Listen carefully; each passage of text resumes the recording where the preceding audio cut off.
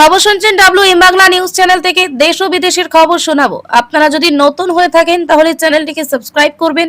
জানাবো আজকের বাছাই করা 20টি গুরুত্বপূর্ণ তাজা খবর। শুরুতেই হেডলাইন্স। বাংলার পরবর্তী মুখ্যমন্ত্রীকে শপথের আগে চূড়ান্ত সিদ্ধান্তে বসছে বিজেপির হাই ভোল্টেজ বৈঠক। শুভেন্দুর কাছে হারির পর কেন পদ ছাড়ছেন না মমতা, ফাঁস হলো আসল কারণ। তোলপাড় রাজ্য রাজনীতি। বিধানসভায় ধাক্কার পর এবার কি ঘুরে দাঁড়াবেন মমতা? পুরসভা পঞ্চায়েত ভোটে অগ্নি পরীক্ষা তৃণমূলের। মন্ত্রিসভায় এবার দুইজন উপমুখ্যমন্ত্রী, মুখ্যমন্ত্রী শুভেন্দু। আওয়াজ উঠতেই শুভেন্দু দিলেন স্পষ্ট জবাব। পতনের মুখে স্টালিন সরকার, বিজয় টিভিকে সমর্থন কংগ্রেসের। তামিলনাড়ু রাজনীতিতে মহাবিস্ফোরণ। সব ফাইল খোলাবো, সরকার গঠন হলে গুন্ডা দমন হবে। মমতাকে হারানোর পর হুঁশিয়ারি শুভেন্দুর।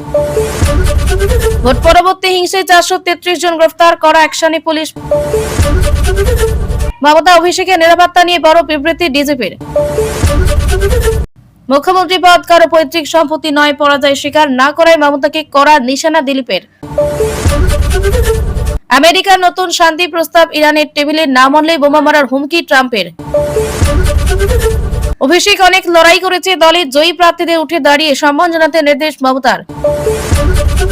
পশ্চিমবঙ্গ তামিলনাড়ু স্কুল পড়ুয়ারা এইবার পাবে PM শ্রী প্রকল্পের সুবিধা। দুই মুখ্য সচিবকে চিঠি পাঠাচ্ছে কেন্দ্র। মমতা স্টালিন দুজনেই হেরেছেন, গদিচ্যুত দলেও রাহুল কেন ডিএমকে কে ছেড়ে তৃণমূলের হাত ধরতে ব্যাকুল। ব্রিগেডের শপথ অনুষ্ঠানে প্রায় 400 পুলিশের নিরাপত্তা বলাই তৈরি হচ্ছে কলকাতায়, আকাশ থেকেও নজরদারি। পরাজয় মানতে নারাজ মমতা, পদত্যাগে অস্বীকার। বাংলায় কি তবে সাংবিধানিক সংকট? সরকার গড়তে পারবে না বিজেপি। কলকাতা নিউ মার্কেটে চলল বুলডোজার, জানেন জেসিবি ফুল ফর্ম কি? বাংলার পরবর্তী মুখ্যমন্ত্রী কে হবেন? শপথের আগে চূড়ান্ত সিদ্ধান্তে বসেছে বিজেপির হাই ভোল্টেজ বৈঠক। বাংলায় রাজনৈতিক পট পরিবর্তনের পর এখন সব থেকে বড় প্রশ্ন, কে হচ্ছেন বাংলার রাজ্যের মুখ্যমন্ত্রী। জল্পনার অবসান ঘটিয়ে শনিবারে শপথ গ্রহণ অনুষ্ঠানে ঠিক আগের দিন অর্থাৎ শুক্রবার দিল্লিতে জরুরি বৈঠক ডেকেছেন কেন্দ্রীয় স্বরাষ্ট্রমন্ত্রী অমিত শাহ। মূলত এই বৈঠকে শিলমোহর পড়তে যাচ্ছে বাংলার আগামী প্রধান শাসকের নামে। যদিও রাজনৈতিক মহলে ধারণা, ভোটের রণকৌশল সাজানোর সময় থেকে প্রধানমন্ত্রী নরেন্দ্র মোদী অমিত শাহ সম্ভাব্য প্রার্থীর নাম স্থির করে রেখেছেন।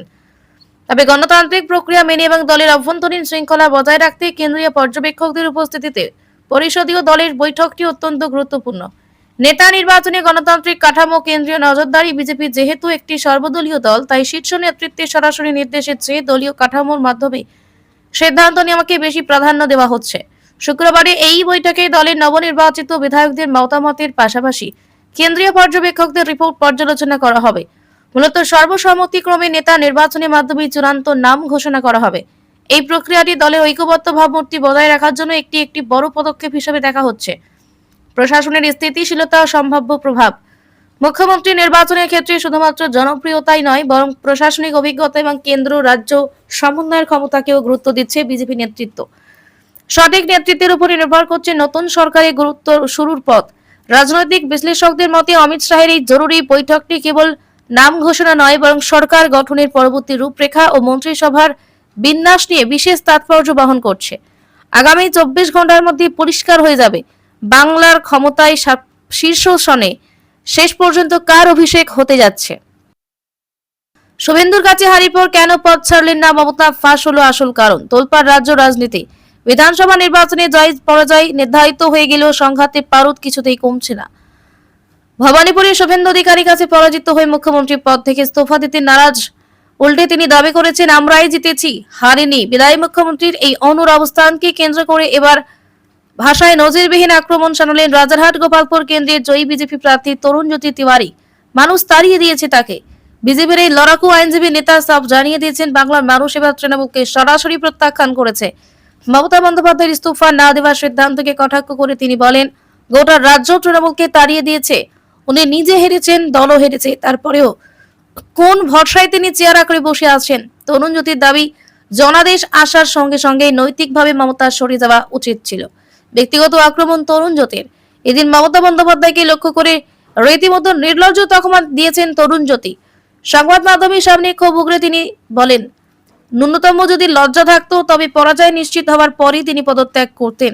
কিন্তু তিনি নির্লজ্জতার সব সীমা ছাড়িয়ে যাচ্ছেন। বিশ্বের 1 নম্বর নির্লজ্জ ব্যক্তির নাম মমতা বন্দ্যোপাধ্যায়। সাংবিধানিক সংকট ও রাজনৈতিক তরজা।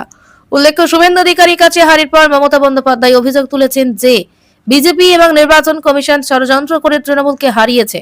তিনি রাজভবনে গিয়ে পদত্যাগপত্র জমা দিতেও অস্বীকার করেছেন। এই জেদ আসলে বাংলায় কোনো সাংবিধানিক সংকট তৈরি করার কৌশল কিনা তা নিয়ে ইতিমধ্যে জোর চর্চা শুরু হয়েছে। অন্যদিকে তরুণ জ্যোতির মতো নবনির্বাচিত বিজেপি বিধায়করা পাল্টা আক্রমণ শানাচ্ছেন। তাদের মতে বাংলার মানুষ শান্তির পক্ষে ভোট দিয়েছে এবং মোদী শুভেন্দু নেতৃত্বে নতুন সরকার গঠন এখন সময়ের অপেক্ষা। মমতার এই নাটক কেবল তার রাজনৈতিক পতনকেই আরো নিশ্চিত করছে বলে দাবি গেরুয়া শিবিরের। পরাজয়ের পর দিদির এই অনড় মেজাজ এবং বিজেপির পাল্টা আক্রমণ সব মিলিয়ে শপথ গ্রহণ অনুষ্ঠানের আগে বাংলার আকাশ এখন উত্তপ্ত। বিধানসভায় ধাক্কার পর এবার কি ঘুরে দাঁড়াবেন মমতা? পুরসভা পঞ্চায়েত ভোটে অগ্নি পরীক্ষা তৃণমূলের। 2026 বিধানসভা নির্বাচনের ফল বেরোতেই বাংলার রাজনীতিতে বইছে পরিবর্তনের হাওয়া। তবে লড়াইয়ের ময়দান ছাড়তে নারাজ তৃণমূল নেত্রী মমতা বন্দ্যোপাধ্যায়। বিধানসভায় ধাক্কা খাওয়ার পর এবার তার লক্ষ্য আসন্ন পুরসভা এবং পঞ্চায়েত নির্বাচন।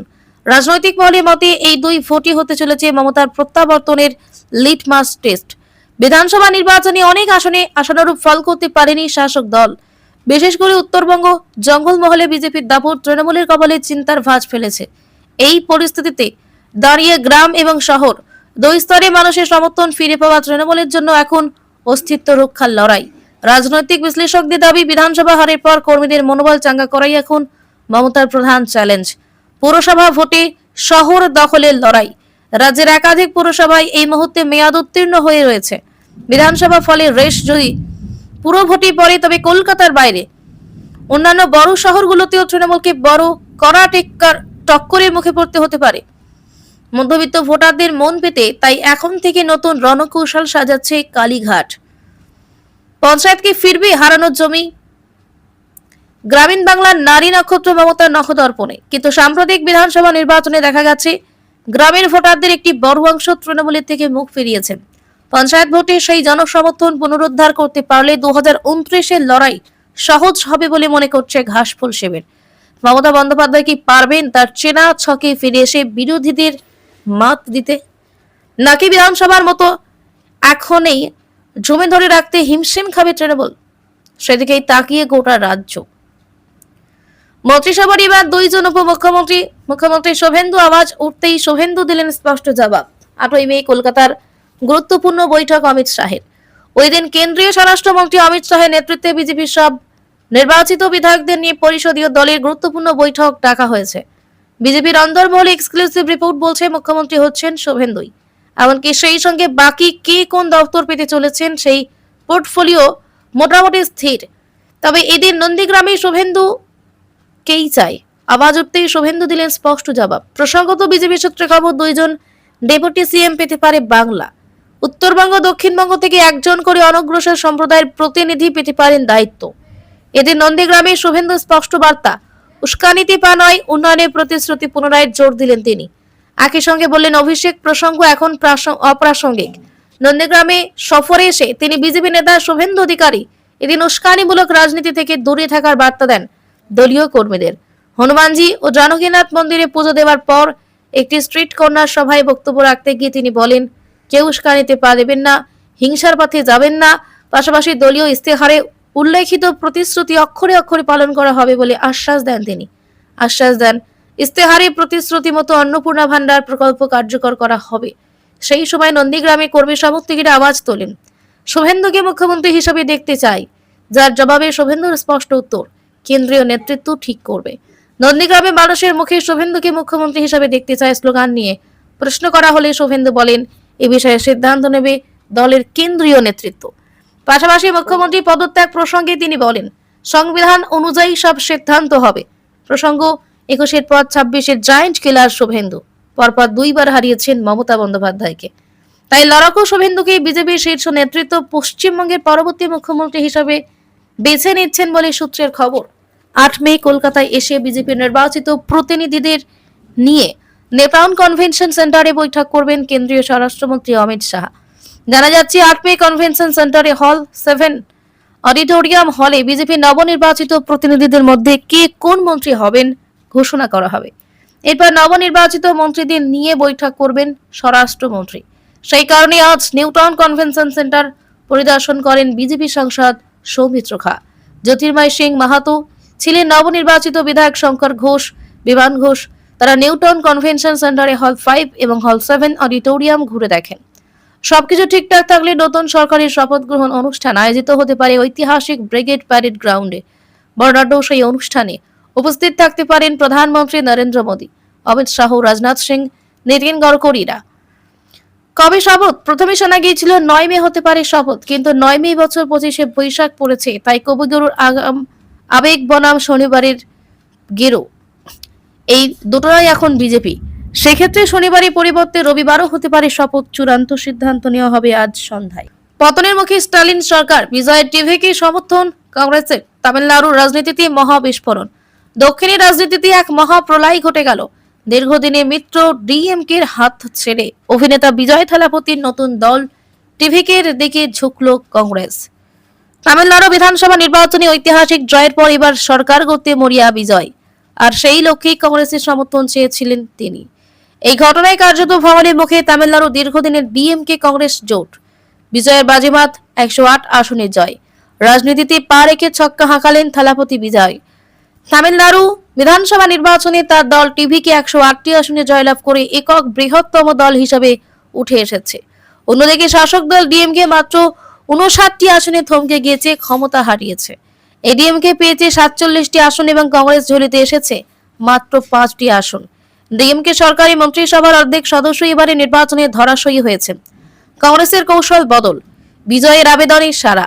কংগ্রেসের সাধারণ সম্পাদক কেসি ভেনুগোপাল জানিয়েছেন, টিভিকে সভাপতি বিজয় থালাপতি সরকার গঠনের জন্য কংগ্রেসের নিঃশর্ত সমর্থন চেয়েছেন। বিজয় জানিয়েছেন, তিনি কামরাজের আদর্শে অনুপ্রাণিত হয়ে একটি ধর্মনিরপেক্ষ সরকার গড়তে চান। ভেনুগোপাল স্পষ্ট করেছেন যে তামিলনাড়ুর মানুষ একটি সংবিধান রক্ষাকারী সরকার চেয়েছে। বিজেপি এবং তাদের মিত্রদের রুখতে যা যা দরকার কংগ্রেস তাই করবে। এই পরিস্থিতিতে বিজয়ের অনুরোধ খতিয়ে দেখে চূড়ান্ত সিদ্ধান্ত নেওয়ার দায়িত্ব রাজ্য কংগ্রেস কমিটির উপর ছেড়ে দিয়েছে হাইকমান্ড। মণিকম ঠাকুরের বিস্ফোরক টুইট, কংগ্রেস সাংসদ মণিকম ঠাকুর টুইট করে বর্তমান পরিস্থিতি স্পষ্ট করেছেন। তিনি লেখেন, জনগণের রায় বর্তমান ডিএমকে সরকারের বিপক্ষে গিয়েছে।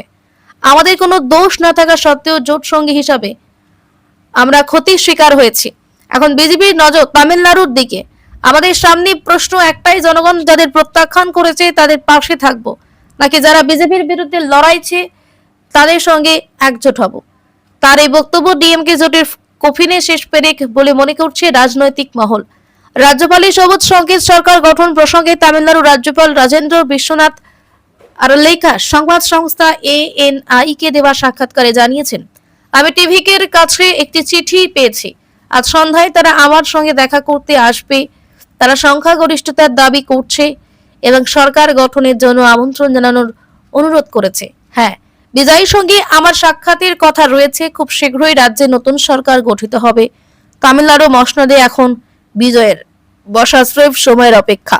স্টালিন জমানার অবসান ঘটিয়ে রূপলী পর্দার সুপারস্টার এবার বাস্তবের মুখ্যমন্ত্রী হিসেবে আত্মপ্রকাশ করতে চলেছেন।